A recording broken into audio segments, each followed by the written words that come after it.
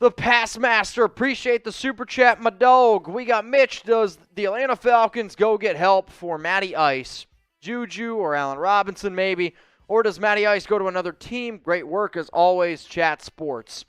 I mean, I will say, in this division, if you believe that you can win the division, and right now the best quarterback in this division is in fact Matt Ryan, why not go out and get a little bit aggressive? Here's the other issue, though. Matt Ryan is definitely at the end of his rope, right? Like, we know that. If you want to go ahead and get JuJu as another solid receiver next to Kyle Pitts, go ahead and do it. Allen Robinson could be another really interesting player to throw in there as well. For the Falcons, though, you're more than likely going to have to trade away Calvin Ridley. Let's say you get a second, third-round pick for him. Then you can also invest that into a receiver. But if you're to pick between Robinson or JuJu, I'll take Allen Robinson every single day of the week. Let's go to Big Chungus. Who's most likely to win the NFC South? This is actually a really good question because it's a wide open division right now. You got Atlanta with Matt Ryan. You have Carolina with Sam Darnold. You got Tampa Bay with Blaine Gabbert. You have New Orleans with Taysom Hill. Like, I don't have a good answer for you right now. However, I do believe the team that is the most complete as it stands right now might honestly be still, oh my God, you can't say the Falcons. I can't go with Atlanta. I don't know if I want to go with New Orleans, though they probably have the best defense.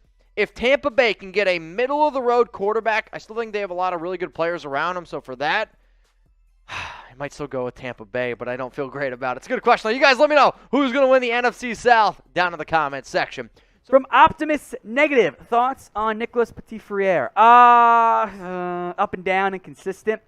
Good run blocker. I'd argue better on the right side back in 2020 than he is currently. But on day 2, that left tackle, right tackle flex will carry plenty of value. Somebody's going to draft him. I am very curious, by the way, how he measures at the NFL Combine. But he's inconsistent still, and I thought he should have gone to the Senior Bowl. I was a bit disappointed he did not. I thought that would have been a good experience for him. Some teams on day 2 to watch out for. The Giants as a right tackle option, since they got Andrew Thomas on the left side. Seattle, either side. Denver, LA, and Atlanta. I think all pretty solid fits given the uncertainty, short-term, long-term, at the right tackle spot. I think that's where I'd play him. I don't want him on the left side like he played this year. I think he's better on the right side. We'll see how he tests. I think that would be a big deal for his draft stock. Taylor Holland, 2 questions. Okay. Best small school player that could go a little bit earlier than expected. And better comp, Devin Lloyd to Darius Leonard or Nakobe Dean to Roquan Smith-like impact. I like to do my player comps based on like size and measurables. I think they're all actually pretty decent. I think that Lloyd will test better than Darius Leonard ended up testing this past year. If you're looking for, so I'll go Dean and Roquan, and just in terms of, obviously, if you get either of those guys, you're super hyped.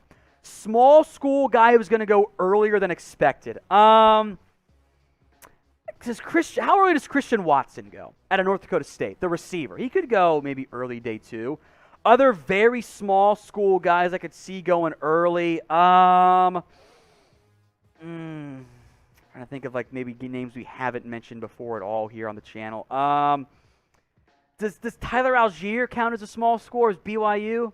Probably not. You know? Trevor Penning, we all know he's going to go earlier, so I can't count him from that perspective. But he's a small school, but we're talking earlier than expected. Now, if he goes top 10, I think that'd be earlier. I mentioned Tariq Woolen out of UTSA in my mock draft. I think that's a decent name there. How about Troy Anderson, linebacker from Montana State? Impressed very well at the Combine, or at the Senior Bowl, and I think will measure well at the Combine as well. So another quarterback that's got a lot of drama around him, as always, is Baker Mayfield. And is he going to be with the Browns in 2022?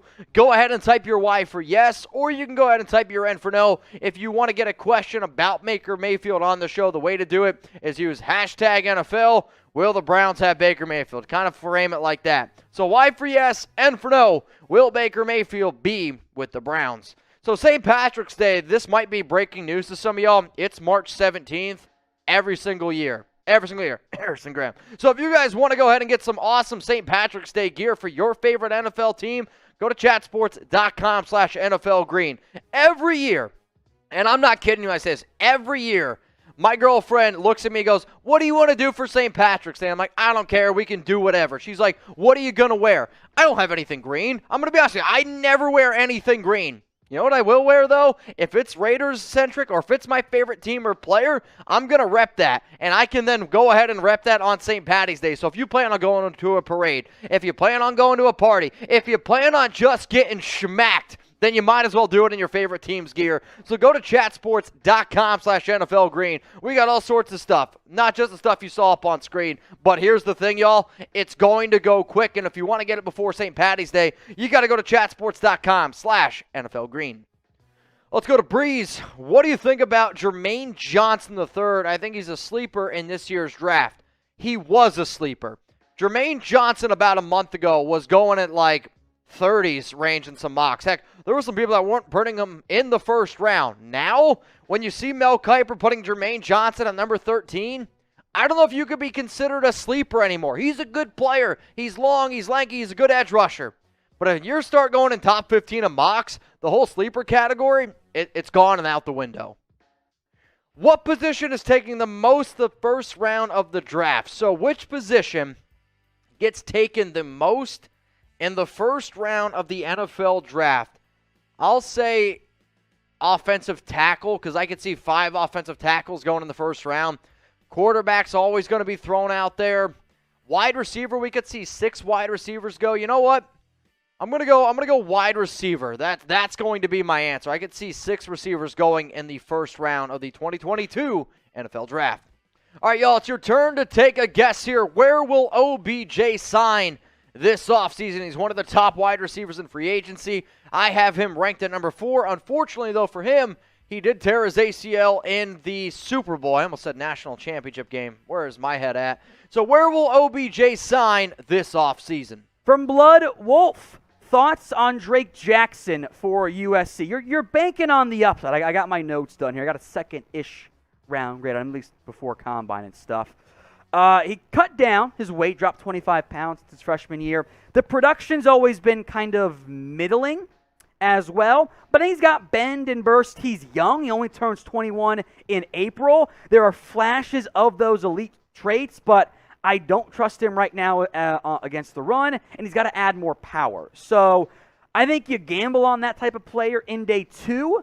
I hated how much USC dropped him into coverage. That was stupid by the Trojans, but I think there's upside there of a nice round 2 pick who emerges as a potential really solid edge 2 in the NFL. For nonstop coverage of NFL free agency, draft, trades, and more, hit that big red button and subscribe today. It is all free here on Chat Sports, and it always will be. So if you haven't already, subscribe right now. ECK Sports, possible teams for Hassan Reddick. I think Seattle would be a great destination. Any team that needs a pass rusher, and there are a lot of them, should have interest in Hassan Reddick. The number 1 fit, though, as far as I'm concerned, he should just go back to Carolina. Like, they need him, and I think should want him, opposite Brian Burns. It'd be a fantastic 1-2 punch, just like it was this past year. I'd go that route. Maybe the Jets or Giants, they want some more pass rush help. Both those teams would be, I would argue, good fits. But any team that needs a pass rusher, it's a good route to go explore. Devin Greathouse, where do you think Watson will sign, be traded to? I don't know. I think Carolina will go all in on him this offseason, but they are a bit light on draft capital. The Eagles and Giants have the picks. Do they want him? There's a lot of concern on that front for Deshaun. He's still, as weird as it's been, in a holding pattern for the past year-ish at this point.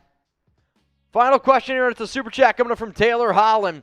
Best value free agent signing of the last 5 years that made the biggest impact and the most overplayed and bust of the last 5 years.